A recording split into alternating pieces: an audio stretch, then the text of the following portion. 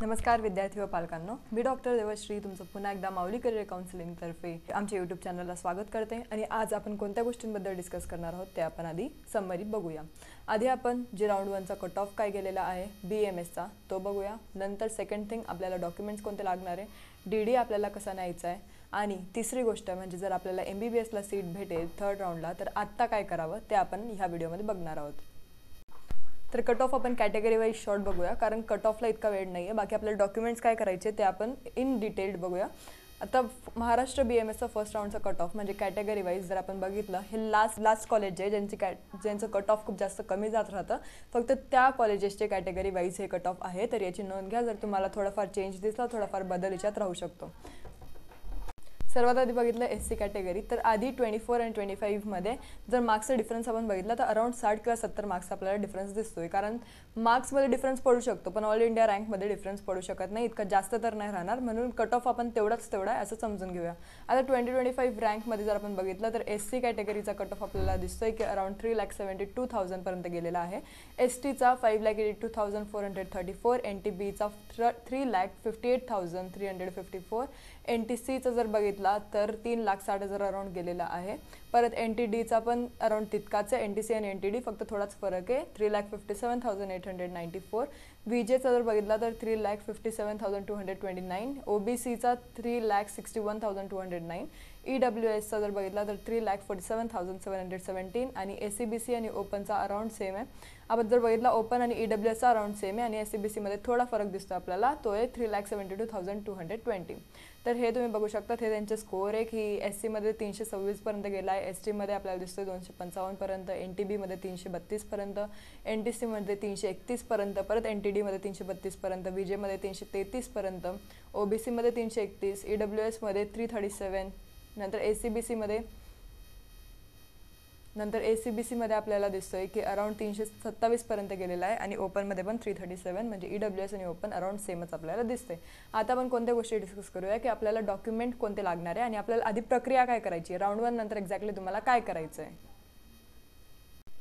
आता सर्वात आधी काय तर फर्स्ट राऊंडमध्ये जर तुम्हाला सीट अलॉट होतंय तर फर्स्ट राऊंडमध्ये सीट अलॉट झाल्यावर तुमच्याकडे 3 ऑप्शन्स राहतात। 3 ऑप्शन्समध्ये कोणते, तर एक तर तुम्ही फ्री एक्झिट करू शकतात, म्हणजे फर्स्ट राऊंडमध्ये जर तुम्हाला सीट भेटते तर तुम्ही काही पण करू शकतात, तुम्हाला वाटलं ते। तुम्हाला जर नाही घ्यायचं आहे, तुम्हाला फक्त वाट बघायची आहे सेकंड राऊंडची, तर तुम्ही घरी बसून पण वाट बघू शकता। तुम्हाला कॉलेजमध्ये जायची गरज नाही आहे। तुम्हाला कॉलेजमध्ये जायची कुठे गरज आहे, जर तुम्हाला ॲडमिशन घ्यायची असेल आणि जर तुम्हाला अपग्रेडेशन करायचं असेल तर तुम्हाला कॉलेजमध्ये जाऊन ते करावं लागेल। आता फ्री एक्झिटमध्ये तुम्हाला काहीच करायचं नाही आहे, तुम्हाला फक्त वाट बघायची आहे सेकंड राऊंडची। जर तुम्हाला कॉलेज भेटलंय तरची गोष्ट चालू आहे, आणि जर तुम्हाला कॉलेज नसेल भेटलं तरी पण तुम्हाला सेकंड राऊंडचीच वाट बघायची आहे। आता जर तुम्हाला सीट अलॉट झालंय आणि तुम्हाला जर ॲडमिशन घ्यायची तर ॲडमिशनसाठी काय प्रक्रिया आहे, तुम्ही तिथे जाणार कॉलेजला जाऊन तुम्ही स्टेटस रिटेन्शन फॉर्म भरून जे फॉर्म राहतो तो भरणार। तो आता फॉर्म जो आहे तो शो करतो की तुम्हाला जी ॲडमिशन आहे ती फायनल करायची आहे, यावर्षी याच राऊंडला तुम्हाला जी ॲडमिशन आहे ती घ्यायची आहे। आणि अपग्रेडेशन म्हणजे काय, तर अपग्रेडेशन म्हणजे तुम्ही त्या कॉलेजला जाणार, तिथं DD देणार, तिथं डॉक्युमेंट्स देणार, सर्व जी ॲडमिशनची प्रोसेस आहे ती सर्व तुम्ही फॉलो करणार। पण फक्त एक गोष्ट तुम्ही नाही करणार, ती म्हणजे स्टेटस रिटेन्शन फॉर्म भरणं। त्या कॉलेजवाल्यांना सांगायचं की आम्हाला अपग्रेडेशनला जायचं आहे, आम्हाला फायनल ॲडमिशन नाही घ्यायची आहे, तर ते लोक तुम्हाला स्टेटस रिटेन्शन फॉर्म भरू नाही देणार, आणि जर दिला पण तर तुम्ही नाही भरायचं आहे, कारण आपल्याला अपग्रेडेशन करायचं आहे। परत आपण घरी येऊन सेकंड राऊंडची वाट बघायची। सेकंड राऊंडमध्ये जर आपल्याला कॉलेज लागलं, चांगलं वालं, जर अपग्रेडेड कॉलेज लागलं तर तिथं ॲडमिशन घ्यायची, यांच्याकडनं DD घेऊन घ्यायचा, आणि जर नाही लागलं तर परत तुम्ही त्या आधीच्याच कॉलेजला जायचं, आधीच्या कॉलेजला जाऊन तिथे ॲडमिशन जी आहे ते फायनल करायची, म्हणजे तुम्हाला स्टेटस रिटेन्शन फॉर्म जो आहे तो फायनली आता भरावं लागेल। तर तुम्हाला ह्या 3 गोष्टी समजल्या की फ्री एक्झिट, ॲडमिशन आणि अपग्रेडेशन कसं करायचं आहे। आता ॲडमिशनची काय प्रोसेस आहे हे आपण इन डिटेल आता पुढे ह्या व्हिडिओजमध्ये बघूया। आता तुम्हाला डॉक्युमेंट्स कोणते लागणार आहे, तुम्हाला DD कसा बनवायचा आहे त्यावर मी ऑलरेडी एक व्हिडिओ पोस्ट केला आहे, तर त्यावर मी परत तुम्हाला तेच गोष्ट सांगणार नाही। फक्त ॲडमिशनसाठी आपण डॉक्युमेंट्स बघू, तुम्हाला कोणते लागणार आहे आणि सर्व कॉलेजेसचे कसे डिटेल्स राहतात, तुम्हाला DD किती न्यावे लागतात, कोणत्या फीसचे न्यावे लागतात, ते सर्व आपण ह्या व्हिडिओमध्ये इन डिटेल बघूया। आता जर तुम्हाला सीट अलॉट नाही झाली आहे तर काय करायचं, तर सेकंड राऊंडमध्ये तर तुम्ही असं पण जाणारच आहे, तुम्हाला सीट अलॉट झालीच नाही आहे तर तुम्हाला काहीच ऑप्शन राहणार नाही, तुमच्या नावापुढे चॉईस नॉट अवेलेबल असं दिसेल। तर जर असं दिसतंय म्हणजे तुम्हाला सीट अलॉट झालेली नाही आहे, तुम्हाला आता सेकंड राऊंडची वाट बघायची आहे। सेकंड राऊंडमध्ये परत तुम्हाला चॉईस फिलिंग करायची आहे, आणि ते झाल्यानंतर तुम्हाला रिझल्टची वाट बघायची आहे की आपला सेकंड राऊंडमध्ये नंबर लागेल की नाही। खूप लोकांचा तरी IQ कोटामध्ये नंबर लागला आहे. आता ज्यांचा नंबर लागला नाही त्यांनी काय करावं, मी त्यांना पण एक ऑप्शन सांगते. जर तुमचा नंबर लागला नाही आहे आणि तुमचा स्कोअर खूप कमी आहे, आता सेकंड राऊंडला आपल्याकडे एकच ऑप्शन आहे की आपण एक तर IQ कोटा सिलेक्ट करू शकतो किंवा AA-CCC थ्रू आपण डीम्ड कॉलेजेस घेऊ शकतो, किंवा तिसरा पर्याय म्हणजे तुम्ही दुसऱ्या स्टेटमध्ये जी ॲडमिशन घेऊ शकतात. आता जर आपण IQची गोष्ट केली तर IQला आपला बजेट खूप जास्त हाय जातो. बजेट किती जातो तर 25 ते 30 लाखापर्यंत आपला बजेट जात असतो. कारण अराउंड 5.5 लाख आपल्याला एक वर्षी तर लागूनच जातात. 5.5 लाख × 5 तुम्ही करून घ्या तर अराउंड तुम्हाला 25 ते 30 लाखपर्यंत म्हणजे पूर्ण जे इयर आहे, पूर्ण कोर्स आहे, त्याचं तुम्हाला बजेट जातोय. आता दुसरी गोष्ट, जर तुम्ही डीम घेतलं तर डीममध्ये पण तुम्हाला अराउंड 20 ते 22 लाखापर्यंत जात असतं. तर सर्वात स्वस्त पर्याय म्हणजे कोणता कमी बजेटवाला आहे आणि कोणता कमी स्कोरला तुम्हाला नंबर लागू शकतो कमी बजेटमध्ये, तो आपण बघूया. तर तो आहे अदर स्टेट. अदर स्टेट म्हणजे काय, MP नाही तर कर्नाटक. तिथं तुम्ही ॲडमिशन घेऊ शकता, तिथं तुम्ही फायनल करू शकता. आता नंतरची गोष्ट म्हणजे डॉक्युमेंट्स कसे आपल्याला न्यायचे, आणि जर आपला तिसऱ्या राऊंडमध्ये जर MBBSला नंबर लागतोय तर तेव्हा काय करावं, आपण कोणती सीट घ्यावी, कोणती सीट सोडावी, ते पण आपण बघूया. आता जर आपण डॉक्युमेंट्सबद्दल गोष्ट केली तर मी इथं तिलक आयुर्वेद कॉलेजचे जे डॉक्युमेंट्सची लिस्ट आहे ती घेतलेली आहे. तुम्ही जर आमच्याशी जुळलेले असणार तर तुम्हाला अशी एक लिस्ट भेटलेली असेल आणि इथं सर्व दिलेलं आहे की तुम्हाला कोणत्या कॅटेगरीनुसार कोणतं जे डॉक्युमेंट आहे ते घ्यायचं आहे. पण आपण स्पेसिफिक कॉलेज अकॉर्डिंग जाऊया. कॉलेजमध्ये जास्त जे आहे ते डॉक्युमेंट्सचे डिटेल्स दिलेले आहे. आता जर गोष्ट केली डॉक्युमेंट्सची तर आधी त्यांनी एक नोट दिलेली आहे की क्रिएट सेपरेट PDF फाईल. तुम्हाला एक PDF फाईल बनवायची आहे ईच ओरिजिनल डॉक्युमेंट्सची तुमच्या पेनड्राईव्हमध्ये, आणि डॉक्युमेंटची साईज जी आहे ती 600 KB पर्यंतच राहायला पाहिजे, आणि तीच कॉपी तुम्हाला तुमच्या ॲडमिशनच्या वेळेस सबमिट करायची आहे. असं नाही की तुम्ही फक्त हीच PDF जी ती सबमिट करणार, तुम्हाला ओरिजिनल डॉक्युमेंट्स प्लस तुम्हाला झेरॉक्सची अटेस्टेड कॉपी पण सबमिट करायची. आपण अटेस्टेड कॉपी पण बघूया की कशी करायची आहे. आता जर ओरिजिनल डॉक्युमेंट्सबद्दल गोष्ट केली तर मॅन्डेटरी डॉक्युमेंट्स तुम्हाला कोणते लागणार आहे, तर एक तर तुमचं अलॉटमेंट लेटर तुम्हाला लागेलच, नाहीतर कॉलेजवाल्यांना कसं समजेल की तुम्हाला हे कॉलेज जे ते अलॉट झालं आहे. तर एक अलॉटमेंट लेटर 2024, इथं 2024 दिलं आहे. आपल्याला 2025चं जी ऑनलाईन कॉपी आहे ती लागेल. नंतर ॲडमिट कार्ड जे नीटचं ते तुम्हाला लागेल 25चं. इथं सर्व 25चं हे आपलं लास्ट इयरचं अपडेटेड वेबसाईट होती, आतापर्यंत ती अपडेट झाली नाही आहे म्हणून इथं तुम्हाला 2024 दिसत आहे. आता जर ॲडमिट कार्ड तुम्हाला लागेल त्याची ऑनलाईन प्रिंट तुम्ही काढून घ्या. नंतर तुम्हाला ऑनलाईन ॲप्लिकेशन फॉर्म जे नीट UGचा त्याचं तुम्हाला PDF लागेल, त्याची पण तुम्ही प्रिंट काढून घ्या. आता हे जे सर्व गोष्टी आहे, जर आतापर्यंत तुम्ही ॲडमिट कार्डचं, ॲप्लिकेशन फॉर्मचं, रिसिटचं, तुमचं अलॉटमेंट लेटरची प्रिंट काढली नसेल, तुम्ही फक्त अवलंबून असाल की ठीक आहे आपलं जे PDF पाहिजे तेवढंच आपण करून घेऊ, PDF त्यांना सबमिट करून देऊ, तर नाही, तुम्हाला 3 तरी झेरॉक्स सेट पूर्ण कॉपीजचे बनवावं लागतील. मी जेवढे तुम्हाला ओरिजिनल डॉक्युमेंट सांगते ना त्याचे तुम्ही 3 सेट्स जे झेरॉक्सचे बनवूनच घ्या. आता नंतर राहिली आपली गोष्ट नीट UG मार्कशीट तुम्ही ऑनलाईन प्रिंट करा. नंतर नॅशनॅलिटी सर्टिफिकेट तुम्हाला लागत असतं. नॅशनॅलिटी सर्टिफिकेट तुम्ही कुठून पण जे आतापर्यंत बनवलंच असेल तर त्याचा काही विषय नाही. नंतर आपल्याला लागतं डोमिसाईल सर्टिफिकेट. नंतर जर गोष्ट केली तर आपल्याला लागतं HSCचं म्हणजे एक्झामिनेशन मार्कशीट. नंतर SSCचं म्हणजे पासिंग सर्टिफिकेट जे का लागतं, कारण त्याच्यावर आपली डेट ऑफ बर्थ दिलेली राहते, तर डेट ऑफ बर्थ फक्त चेक करायसाठी आपल्याला SSCचं पासिंग सर्टिफिकेट जे ते लागत असतं. नंतर आपल्याला लागतं मेडिकल फिटनेस सर्टिफिकेट. आता जर तुम्ही मेडिकल फिटनेस सर्टिफिकेट अपलोड केलं असेल आणि ते जर कोणत्या MBBS प्रॅक्टिशनर सोबत जे ते साईन केलं नसेल, MBBS प्रॅक्टिशनरकडून साईन केलं नसेल, तर तुम्ही आता ते करून घ्या. कारण मला खूप सारे डाऊट्स आले, खूप सारे एन्क्वायरीज आले की मॅम आम्ही जे आमचं मेडिकल सर्टिफिकेट आहे, मेडिकल फिटनेस सर्टिफिकेट आहे, ते दुसऱ्या डॉक्टरकडनं साईन केलं आहे ज्यांच्याकडे MBBSचं डेसिग्नेशन नाही आहे. तर तुम्ही जर ते अपलोड केलं असेल आणि CET सेलने ते एक्सेप्ट पण केलं असेल, त्याच्यावर काही क्वेरी काढले नसतील, तर तुम्ही ते राहू द्या. पण हाताशी तुम्ही ॲडमिशन करताना एक MBBS प्रॅक्टिशनरकडून साईन केलेलं, त्यांच्याकडनं सिग्नेचर केलेलं एक मेडिकल सर्टिफिकेट हाताशी राहू द्या आणि तेच कॉलेजला घेऊन जा. कारण कॉलेजवाले कधी पण त्याची मागणी करतात की आम्हाला MBBSकडनं जे ते मेडिकल सर्टिफिकेट पाहिजे, कारण तसं ॲनेक्झर H थ्रू त्यांच्या ब्राउचरमध्ये जे आहे ते क्लिअरली मेन्शन केलेलं आहे. नंतर गोष्ट केली 12th स्टँडर्डचं लिव्हिंग सर्टिफिकेट किंवा ट्रान्सफर सर्टिफिकेट तुम्हाला इथे लागत असतं. आणि ॲडिशनल नेसेसरी डॉक्युमेंट्स कोणते अजून, जर तुम्ही कोणत्या कॉन्स्टिट्युशनल रिझर्वेशन कॅटेगरीमध्ये येत आहे, जसं OBC SC ST, जर तुम्ही त्याच्या अंडर येत आहे तर तुम्हाला कोणते डॉक्युमेंट्स लागणार आहे, तर एक तर तुम्हाला कास्ट सर्टिफिकेट लागेलच, कारण तुम्हाला तिथे तुमची कास्ट सर्टिफिकेट लागेलच, कारण तुम्हाला तिथे तुमची कास्ट दाखवायची की आम्हाला आमच्या SC ST OBC category according आम्हाला आमचं रिझर्वेशनची जे काही स्कॉलरशिप आहे ती पाहिजे, तर त्याच्यासाठी तुम्हाला कास्ट सर्टिफिकेट लागेल. कास्ट व्हॅलिडिटी सर्टिफिकेट लागेल फक्त महाराष्ट्र स्टेट स्टुडंटसाठी. नंतर तुम्हाला लागेल नॉन क्रिमी लेअर, जे की व्हॅलिड आहे ह्या वर्षी म्हणजे पुढच्या वर्षीपर्यंत. तुम्ही आत्ता जे NCL आहे ते काढलं असेल नॉन क्रिमी लेअर सर्टिफिकेट, आणि तेच तुम्हाला जे पुढच्या वर्षीपर्यंत व्हॅलिड असेल तेच तुम्हाला तिथं अपलोड करायचं आहे. किंवा तेच तुम्ही घेऊन जायचं आहे. हे कोणासाठी आहे तर NTB, NTC, NTD, SCBC and OBC including जे काही कॅटेगरीज आहे त्याच्यासाठी. हे रिक्वायर्ड नाही आहे SC ST साठी. SC ST साठी नॉन क्रिमिनल जे ते आपल्याला लागत नसतं. ॲडिशनल नेसेसरी डॉक्युमेंट्स कोणते अजून कॅन्डिडेटसाठी जे PWD कॅटेगरी अंडर येतात. तर PWD सर्टिफिकेट तुम्हाला लागेल ओरिजिनल जर तुम्ही PWD कॅन्डिडेट आहात.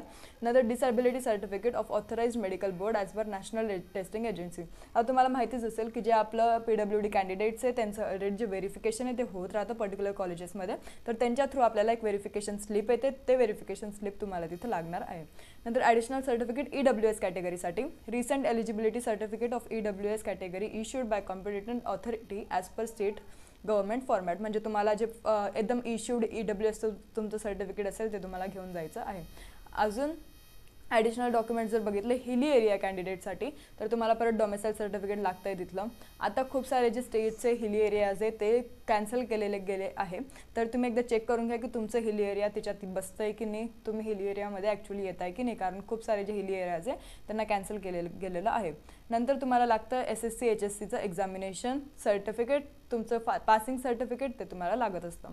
आता ही आपण गोष्ट केली डॉक्युमेंट्सची तिलक आयुर्वेद महाविद्यालयाबद्दल. आता हे जे प्रॉपर डॉक्युमेंट्स आहे हे सर्व तुम्हाला लागणारच आहे. इथं PWD सर्टिफिकेट जर तुम्हाला ॲप्लिकेबल असेल तर गॅप सर्टिफिकेट तुम्हाला लागेल जर तुम्हाला ॲप्लिकेबल असेल तर. आधार कार्ड पण हाताशी घेऊन जा. इन्कम सर्टिफिकेट हाताशी घेऊन जा. ज्याचं जे इश्यूइंग सर्टिफिकेट आहे ते 2025ला इश्यू झालेलं आहे, म्हणजे आता रिसेंटली तुम्ही इश्यू केलेलं आहे ते इन्कम सर्टिफिकेट घेऊन जा. नंतर कास्ट सर्टिफिकेट तुम्ही नेणारच, कास्ट व्हॅलिडिटी पण, आणि नॉन क्रिमिलियर जे की व्हॅलिड असेल अप टू 31 मार्च 2026. या गोष्टी तुम्हाला लागणारच आहे. बाकी मी ऑलरेडी तुम्हाला एक्सप्लेन केल्या आहे.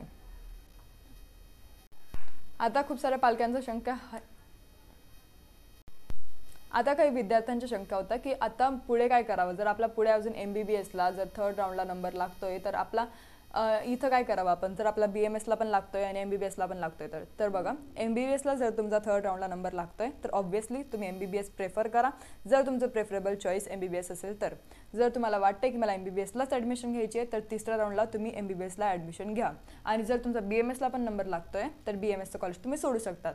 पण काय गोष्ट होते जर तुम्ही MBBSचं कॉलेज सोडलं, जर तुम्ही तिसऱ्या राऊंडला सोडताय तर तुम्हाला पूर्ण त्या काउन्सिलिंगमधून बाहेर काढलं जाईल. तर जो पूर्ण राऊंड्स चालू आहेत त्या राऊंड्समधून तुम्हाला बाहेर काढलं जाईल आणि परत तुम्हाला तिथं रजिस्टर करता येणार नाही. तुमचा जो MBBSचा चान्स आहे तो गेलेला आहे. मग आता तुमच्या हातात कोणती गोष्ट राहिली तर फक्त BMSची सीट तुमच्या हातात राहिली जी की तुम्हाला सेकंड राऊंडला समजा अलॉट झाली असेल तर जी सेकंड राऊंडला अलॉट झालेली सीट आहे BMSची ती पण तुम्हाला कंपल्सरी घ्यावीच लागते. ती तुम्ही नाही घेतली तुम्ही तेव्हा पण जे राऊंड्समधून आहे ते बाहेर पडतात. तर तुम्ही दोघींकडनं राऊंडमधून बाहेर पडणार आहे. तुम्हाला कोणती तरी एक गोष्ट घ्यायची आहे. तुम्हाला जर MBBS प्रेफरेबल वाटतंय तर तुम्ही MBBS घ्या आणि BMS प्रेफरेबल वाटतंय तर BMS घ्या. काहींचं असं होतं की MBBSच्या प्रायव्हेट कॉलेजला लागून जातं आणि BMSच्या गव्हर्नमेंट कॉलेजला लागून जातं. जर MBBSची प्रायव्हेट कॉलेजची फीस वरती आहे, जर तुम्ही ते भरू शकता, तुमचं बजेट तेवढं आहे तर तुम्ही MBBSला ॲडमिशन घ्या. जर नसेल तर BMS गव्हर्नमेंटला तुम्ही ॲडमिशन घेऊ शकतात. तर एक सिंपल गोष्ट आहे की तुम्ही जर कोणत्या पण राऊंड थ्रू जर ॲडमिशन घेताय, एक तर BMSला घेताय तर तुम्ही MBBS थ्रू बाहेर पडणार किंवा जर MBBSला घेताय तर BMS थ्रू बाहेर पडणार. तर तुम्हाला जी कोणती पण गोष्ट आहे आता जे तुमचे ओपिनियन्स आहे ते नीट आधीच डिसाईड करायचे की आपल्याला कुठे ॲडमिशन घ्यायची, कोणत्या कोर्सला ॲडमिशन घ्यायची आणि आता आपला बजेट किती राहायला पाहिजे.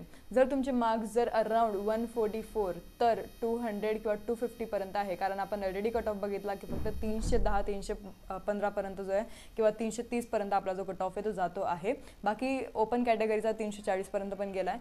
तर जर तुमचं तेवढे मार्क्स नसतील, जर तुम्हाला वाटतं की आपला नंबर लागणारच नाही, तर कोणाचा नंबर लागणार नाही 300 पर्यंत तुम्ही एक्सपेक्ट करून घ्या की नंबर आपला लागत नाही आहे तिसऱ्या राऊंडपर्यंत. का, कारण ऑल इंडिया कोटाला ऑलरेडी जो कट ऑफ आहे तो 30 मार्कांनी कमी राहतो आणि ऑल इंडिया कोटाचा आपल्याला दिसतोय की जो कट ऑफ आहे तो 290 पर्यंत गेलेला आहे. आणि नंतर त्या 290 वरून आपल्याला हे दिसतंय की महाराष्ट्राचा कट ऑफ इतका तर कमी जात नाही जेवढा ऑल इंडिया कोटाचा कट ऑफ जात असतो. जर तुम्हाला इतका स्कोर असेल तर तुम्हाला एकच चांगला पर्याय तो म्हणजे अदर स्टेटमध्ये ॲडमिशन घेणं, कारण तुमचा कमी बजेटमध्ये आणि कमी स्कोरमध्ये तिथंच ॲडमिशन होऊ शकतं. तुम्ही महाराष्ट्रात एक्सपेक्ट करू नका की तुमचा नंबर लागेल. जर तुमचा नंबर महाराष्ट्रातच लागायला पाहिजे तर तुम्ही IQ कोटा तिथं घेऊ शकतात. जर तुम्हाला आमची पेड काउन्सिलिंग घ्यायची असेल तर तुम्ही या नंबरला कॉन्टॅक्ट करू शकतात. इट्स 8275518480. आता सध्यासाठीच आमची जी पेड काउन्सिलिंग आहे ती आम्ही स्टार्ट केली आहे, कारण आमची जी लिमिटेड सीट्स आहे ते अराउंड फुल झालेले आहे. तुम्हाला जर ॲडमिशन घ्यायची आहे, तुम्हाला जर एनरोल करायची आहे आमचं पेड काउन्सिलिंगसाठी, तर तुम्हाला लवकरात लवकर जे आहे ते कॉल किंवा मेसेजेस करावं लागतील. तुम्हाला तुमचं स्कोर कार्ड सेंड करायचं आहे आणि फक्त सांगायचं आहे की आम्हाला MP BMS किंवा महाराष्ट्र BMS किंवा कर्नाटक BMS साठी जे आहे ती प्रक्रिया सुरू करायची आहे काउन्सिलिंगबद्दल. आम्ही तुम्हाला जे काही प्रोसेस आहे ते सर्व डिटेल्स तुम्हाला सेंड करून देऊ, फी स्ट्रक्चर तुम्हाला सेंड करून देऊ आमच्या काउन्सिलिंगबद्दल. तुम्हाला ती पे करायची आहे आणि नंतर आम्ही तुमची सर्व प्रोसेस जी आहे इन्क्लुडिंग चॉईस फिलिंग ते आम्ही तुमची करून देऊ. तर जर तुम्हाला काउन्सिलिंग घ्यायची तर फक्त आता लवकरात लवकर जे ते कॉन्टॅक्ट करा, कारण आता वेळ राहिलेली नाही आहे. आता आपल्याला फर्स्ट राऊंड ऑलरेडी झाला आहे आणि आता फक्त सेकंड आणि थर्ड राऊंड आपल्या हातात बाकी आहे. जर तुम्हाला वाटते की तो पण हातातून नको जायला म्हणून एक कोणता तरी चांगला काउन्सिलर शोधा आणि त्याच्या थ्रू तुम्ही ॲडमिशन करा. नाहीतर खूप सारे कॅटेगरीज, खूप सारे वेगवेगळे जे रिझर्वेशन्स राहतात त्या थ्रू आम्हाला बघावं लागतं. प्लस खूप वेबसाईट्स थ्रू काउन्सिलिंग स्टार्ट होत राहते, खूप वेबसाईटचे काउन्सिलिंग जे ते चालू होत राहतात, त्यांचे जे शेड्यूल आहे ते अपलोड होत राहतात. तर खूप साऱ्या ठिकाणी आपल्याला बघावं लागतं की इकडं लागेल की तिकडं लागेल. म्हणून आपण पर्टिक्युलर घरी बसून इतकं करू शकत नाही. कोणतरी एक चांगला काउन्सिलर म्हणून बघा, तर आपली जी सीट आहे, जी हातातली सीट आहे ती सुटणार नाही. जर तुम्हाला अजून एक गोष्ट जर DD बद्दल एक्सप्लेन करायचं म्हटलं तर DD तुम्हाला 2 लागत असतात. एक कोणत्या कॉलेजेसला 2 DD लागतात, कोणत्या कॉलेजमध्ये एक पण DD चालून जातो. तर 2 का लागतात? एक म्हणजे तुम्हाला ट्युशन फीस द्यावी लागते, दुसरी म्हणजे तुम्हाला डेव्हलपमेंट फीस तिथं वेगळी द्यावी लागते. ट्युशन फीस जर राहिली समजा 60,000 तर तुम्हाला 60,000चा DD वेगळा द्यावा लागेल आणि जर डेव्हलपमेंट फीस राहिली 20,000 तर तुम्हाला 20,000चा DD वेगळा द्यावा लागेल. काही कॉलेजेसचं असं राहतं की दोघी ते कंबाईन पण घेऊन घेतात. म्हणजे जसं 80,000 60 प्लस 20 दोघी ट्युशन फीस आणि डेव्हलपमेंट फीस प्लस करून ॲडिशनल ते 80,000 घेतात आणि 80,000चाच तुम्हाला एकच DD बनवावा लागतो. तर तुम्हाला काय करायचं, जर तुम्हाला माहीत नसेल की तुमच्या कॉलेजचा DD किती बनवायचा आहे तर तुम्ही फक्त तुमच्या कॉलेजला कॉन्टॅक्ट करा, जे तुम्हाला अलॉटेड झालं आहे त्यांना विचारा की आम्हाला DD किती बनवायचा आहे, किती फीसचा बनवायचा आहे. त्यांची वेबसाईट चेक करा की त्यांच्या वेबसाईटला तेवढीच फीस दिलेली आहे का. नंतर तुम्ही जो DD आहे त्या DD बनवायची प्रक्रिया जी ती पूर्ण करा. काही पण शंका असली तर तुम्ही कमेंट सेक्शनमध्ये कमेंट करू शकतात. आणि जर पेड काउन्सिलिंग घ्यायची असेल तर तुम्ही त्या नंबर दिले गेलेल्या नंबरवर खाली पण तो दिला गेलेला आहे, तुम्ही तिथं व्हॉट्सअपला एक मेसेज सेंड करू शकतात. आणि जर तुम्ही आतापर्यंत सबस्क्राईब केलं नसेल तर नक्की सबस्क्राईब करा. धन्यवाद.